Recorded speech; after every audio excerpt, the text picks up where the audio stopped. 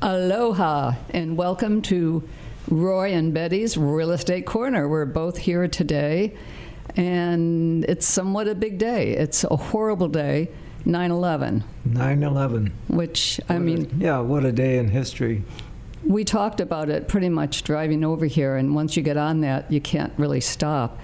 But for us, somebody called us pretty much as it was happening, and so we're talked to them briefly. I woke Roy up, and then, of course, by then we've got the television on, and that took the rest of the next couple of weeks, it seems like, when you look back at that.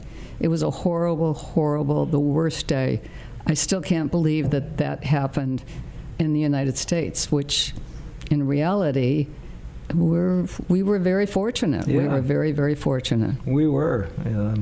When we first turned on the TV, it was a horrible mistake. An airplane had crashed into the World Trade Center, and everybody was trying to figure out what happened, and nobody thought it was terrorist related.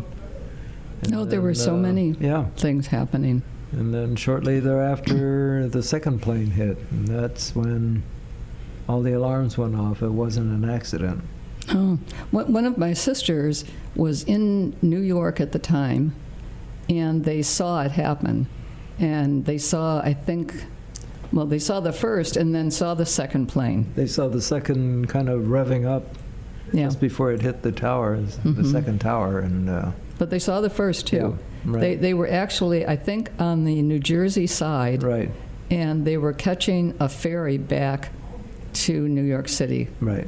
And they're just there, and all of a sudden a plane comes along, and they actually were stood there and saw it hit the World Trade Center, and now you're totally shocked beyond anything, and you hear another plane. So I don't recall exactly what their thoughts were, but I know it was such a sense of panic, whatever was going on there. And then the second plane obviously did the same thing. Yeah. We had, there's a lot of strange circumstances, but there was the best friend of one of our really good clients who was on the second airplane, the United Airlines plane out of Boston. He was headed to Los Angeles, and they hit the second tower. There's, the circumstances were unbelievable. It really was. I think for any of us, there were so many things that affected us, affected the world, and just changed your sense of comfort forever. Because I don't think that I ever thought that something like that could happen in the United States, which was pretty naive in hindsight, because I think anything could happen. No, it was very bizarre. We had another acquaintance, who was supposed to deliver a noontime speech at Windows of the World, the restaurant on the top floor of, I forget if it was Tower 1 or Tower 2. Anyway, top floor of one of the towers there. And he had his office in the World Trade Center. It was Bob Miller, who was also a longtime resident of Maui. Right. At that time. To get his notes in order and so forth for his luncheon speech, he left his office, went downstairs, and went to a coffee shop close by. And that's when all hell broke loose. Yeah. Yeah. And obviously he lived. Fortunately, he wasn't out in the building. Yeah, but I understand his office was completely obliterated. Well, everything was. Yeah, the workers in there and so forth. So very sad. It was, a black day in history. Really. Yeah, it really was. And again, from my standpoint, I just still feel like when somebody told us that, at first, we did think, it was just a random, horrible accident. Yeah. Until the second plane hit, and then you had to think it was worse.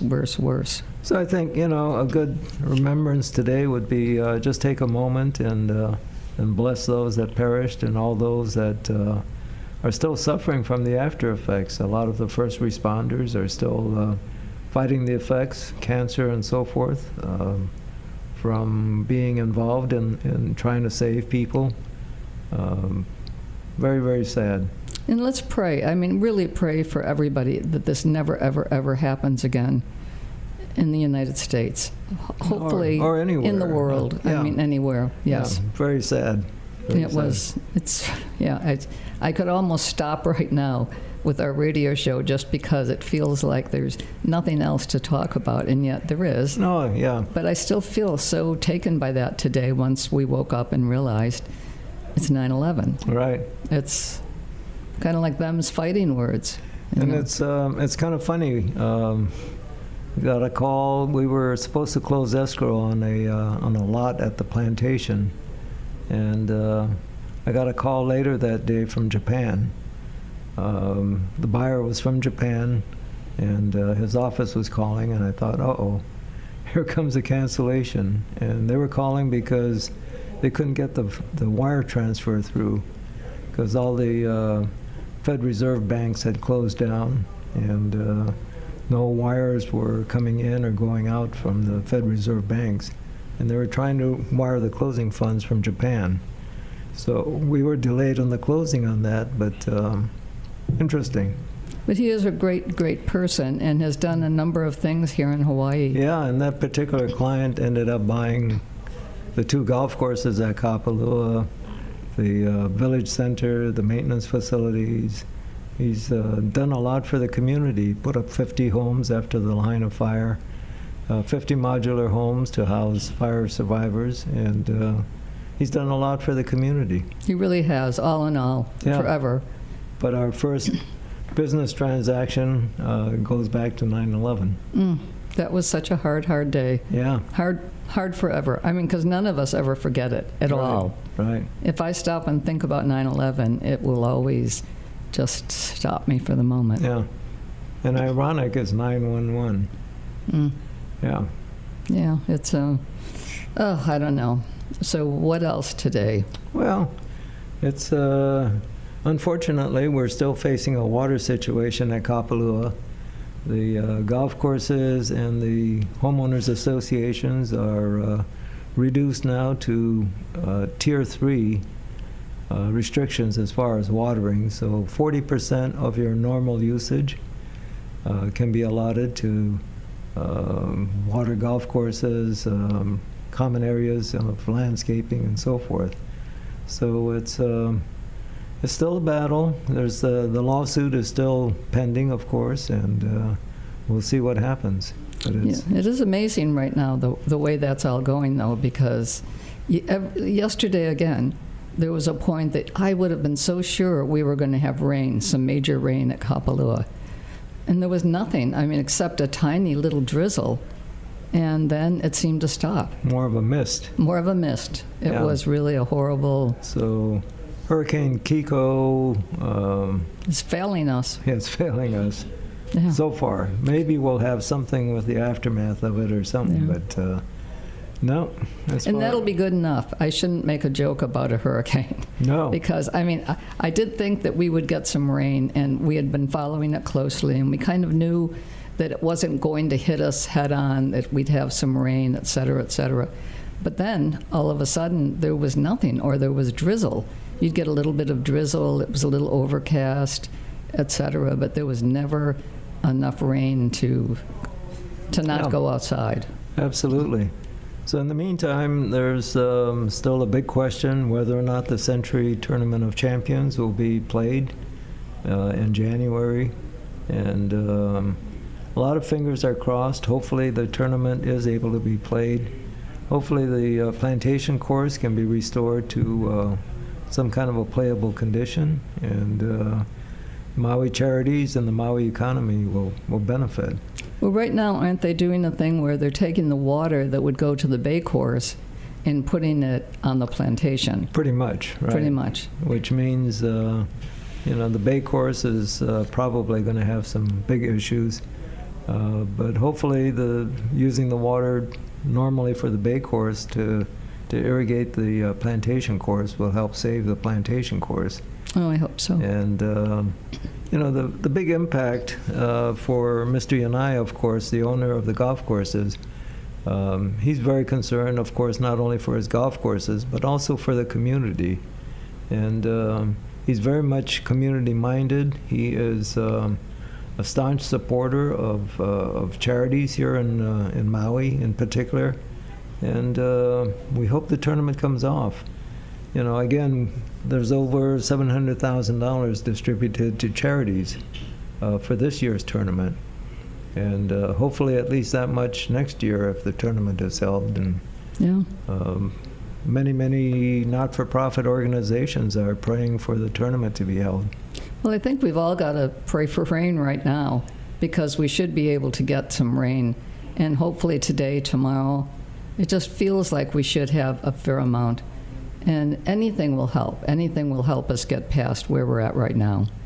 Yeah, I don't want to get into details of the lawsuit. You can actually Google it and find out details and so forth. But the claim basically is that mismanagement of the water resources by Maui Land and Pineapple is to blame for this mess. And you know, by lack of proper maintenance, you know, we're facing these issues. Now, Maui Land and Pine has their own answers for what's happening and so forth. So unfortunately, it'll play out in the courts, and hopefully in the meantime we can save the tournament and keep Kapalua green and Maui green. How fast do you think they can even get to be hearing this? Good question. Don't know. You know, I haven't heard that from anybody. Right. But I mean, it's probably months. It's not weeks. It could be. Months? Yeah, I'm Yeah. sure. Yeah.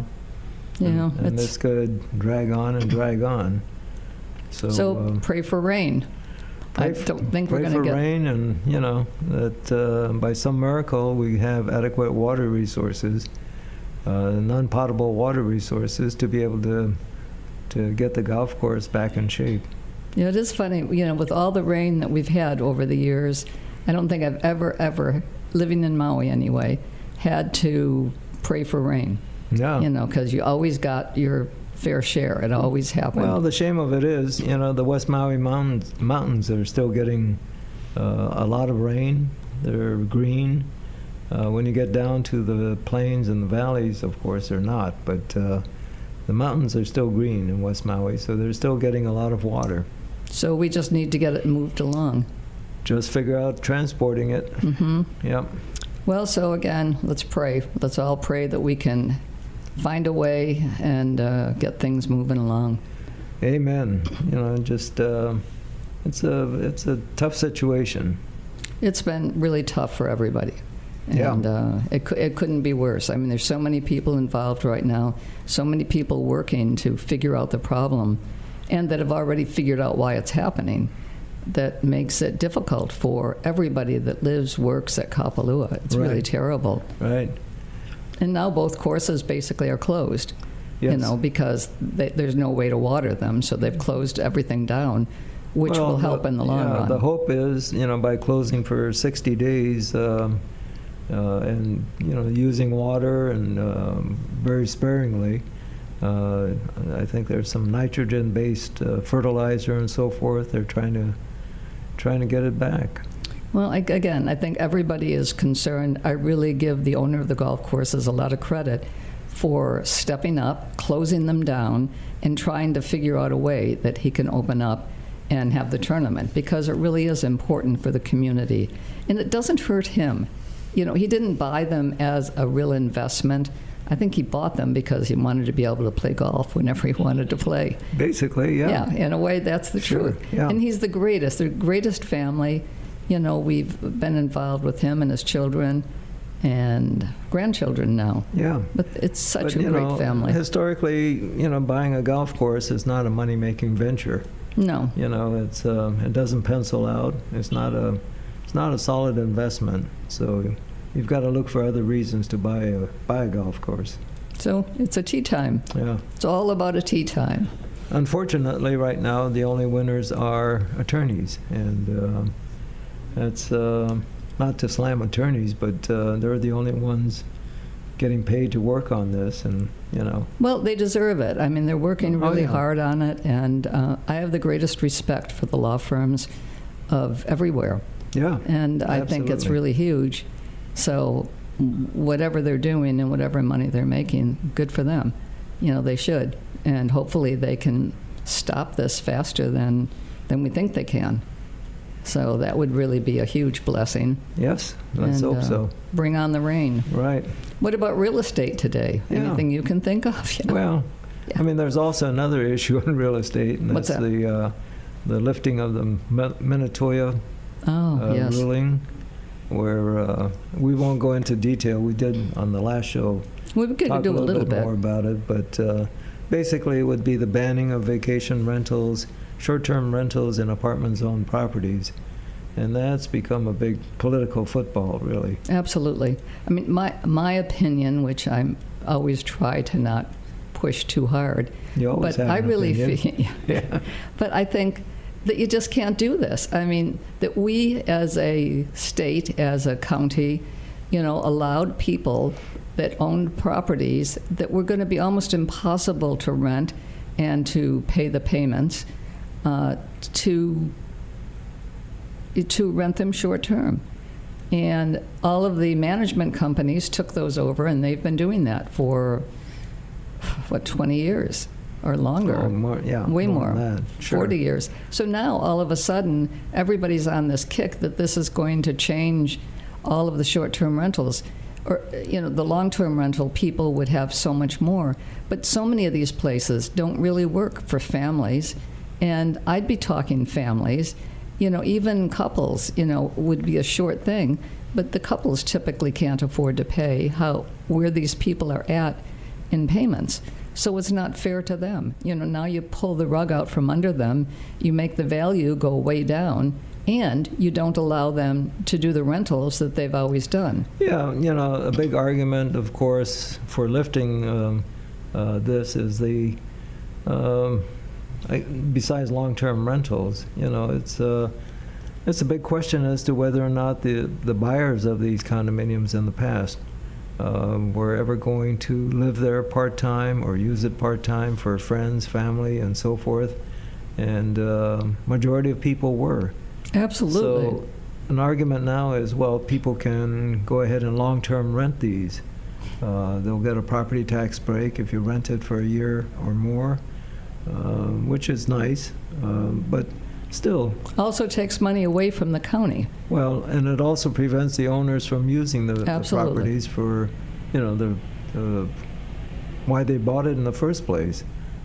For personal use, for friends, family, and so forth. And almost everybody uses it for friends, families, etc. Oh, absolutely. And use it themselves and enjoy it and spread the word about Kapalua. Yeah, they care. well, I mean, not only Kapalua, I know, but I meant Kapalua, Kaanapali, Lahaina, Kihei, everywhere. Everywhere. Mm-hmm. And there's a lot of local people that also are involved in renting their properties out, vacation renting and so forth. And they supplement their income, whatever income they're getting here, by supplementing them with vacation rentals. So it's nice. There's a big sub-industry of caretakers, cleaners, maintenance people, and so forth that work with these management companies. And the economic impact is huge. The families, the local residents that own a vacation rental property, same thing though. They also have parents that come, they have children that come, and use it, so they come and they're able to stay with the family, but they don't necessarily have to stay in whatever you're occupying. They come and they use the property that you purchased for vacations, and you can also take care of your family. Anybody that you wanted, you can really help. Sure. We had one for a long time, and we would see to it that if somebody needed it, we would let them use it for a week or so. Absolutely. Now, we can't always, but we have done it. And I know a lot of other people that have done the same thing. They've helped out, when somebody needs something. Yep. Yep. All right. So going back to... Yeah, so state of the market right now, it's very, very interesting. It reminds me of going back to the early COVID days when all of a sudden the market started picking up in the upper end properties. And we're seeing that. We're seeing a lot of the upper end properties, whether it's oceanfront or bigger estates and so forth, I'd say anything over 3.5 million in price is showing a lot of activity. Interesting. And we saw the same thing happening when COVID happened. Yes. And there the price threshold was a little bit lower, probably about 1.5 to 2 million then, but and that's 4 or 5 years ago. And we're seeing an interesting trend. So is it big money, smart money that's moving in and looking at these as good buys? We'll I don't see. know. Well, I think also the other properties will start to go down soon. Well, the condominiums. The condominiums, yeah, if you're yes. affected by this Minatoya, possible lifting of the Minatoya ruling and so forth, you're affected. Your values have probably dropped 20, 25%, maybe more in some properties. But the single-family residential is showing a strong upswing, not in terms of sales only, but in terms of showings and so forth. There's a lot of very qualified people coming and looking. Well, another thing, of course, is that right now people are beginning to build again. And that's taken 2 years, which I think is insane. But it took 2 years to really get that off the ground. But you're seeing people that are building homes. I mean, they're building huge homes because they are being allowed now to have if you have 7,500 square foot lot, you can have 2 ohanas in that property, as long as, theoretically, you don't park the cars on the road. Yeah. So you have to have parking on your Right. lot. But, don't forget, a lot of the Lahaina properties that burned were multi-generational. Yes, well, they And, should be able to do that. You found, 1 or 2 or 3, tiers of families living in a property, and And I think that's important that they do that. And the same thing, if somebody has a property and they can rebuild and afford to right now and put 2 small apartments on the property that they can actually rent out, that's okay too. But again, family will always come first, and that's the most important thing. But they're building some great houses in Waiakuli. They haven't started everywhere yet, and it's very quiet still. Well, Front Street, still nothing. well, as far as oceanfront, there's Mauka Front Street, there's some activity. Yes, there is. Yeah. Not a lot in the big I No, don't think, but no. it's better than nothing. But Right. again, 2 years, that's a long time. Yes. I think it's a very long time, and it shouldn't have taken that long. There should have been a way that they put building permits on a special thing so that you could get one faster. I don't know. It just seems we could have helped people more. We, the big we. The big But we. the big we. I mean, if we all kind of fought hard for everyone, maybe it would have been better. Yeah. I don't know. What's your take on the real estate market now? I am concerned about it. I agree with you that the upper end of the market seems to be doing okay, but I think it's going to hurt the other end of the market to a certain extent. And probably the lowest end of the market will be fine, because there always seems to be people that if there's a good deal, will come in and buy it and do whatever rentals, they do. So, but I'm concerned about the market. And we now just had the 2-minute warning, so we're going to have to sum this up. Let's talk totally about what's happening in the lower end of the market, quickly. Well, it's I think, still very active. Interest rates are kind of headed south, I think, dropping. We'll see. But, you can get mortgages now in the 6% range, and those are good interest rates. 6% is a great interest rate, but let's realize that we were in the 4s. Yeah, And people lower at one time. And People that- are spoiled. I was offered 2.5%. So get over it. Get over it. It's not going to happen again. If you get into the market, you're in the market, and you can always refinance. The biggest thing would be points. Don't pay a lot of points. Right. And now we're at the 1-minute market. So anything real estate related, go to sakamotoproperties.com. We've got all the answers for you. Or call us. Or come by the office, 700 Office Road in Kapalua. We've got a team of great real estate professionals, so come visit us. 808-870-7060. And there's or Danny. 7062, Danny Couch. And I love Hawaii. It's the best of the best in the world. Absolutely. Aloha. Aloha.